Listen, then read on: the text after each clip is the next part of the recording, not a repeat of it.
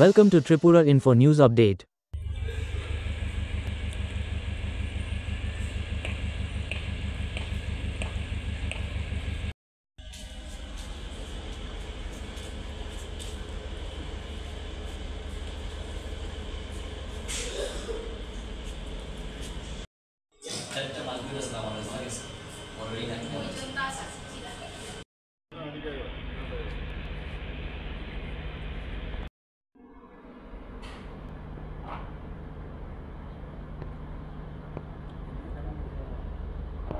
আমরা মধ্যরাতে আমরা আগরতলা জিআরপি থানা এবং বিএসএফ এবং লোকাল যে পিএস আছে সিদাই পিএস, লেফুঙ্গা পিএস এবং বামুটিয়া ফাঁড়ি, আমরা কালকে একটা জয়েন্ট লিড করি। তো আমাদের দুজন একুশ ছিল ওইখানে, যাদের বাড়ি যাদের আমাদের আগরতলা জিআরপিএস কেসে ওয়ান্টেড ছিল।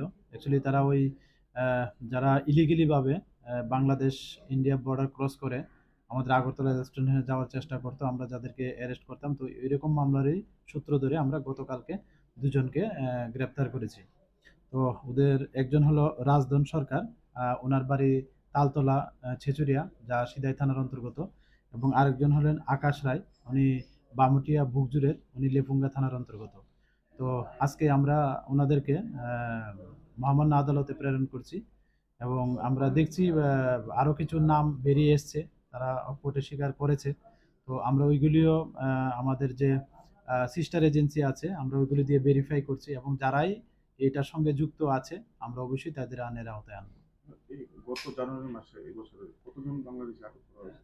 হ্যাঁ,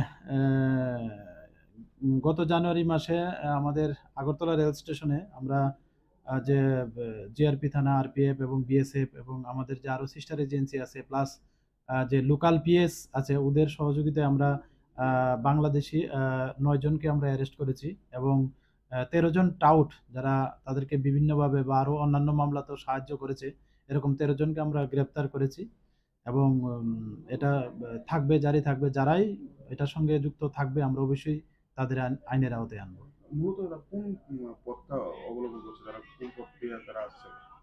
অ্যাকচুয়ালি এটা তো ডিফারেন্ট রুট আছে এবং এরিয়াও আছে।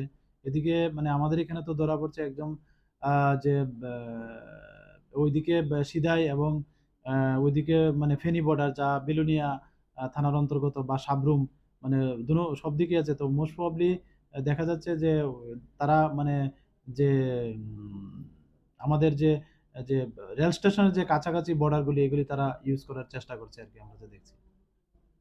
Subscribe to Tripura Info and press the bell icon so that you never miss any latest updates and news on Tripura.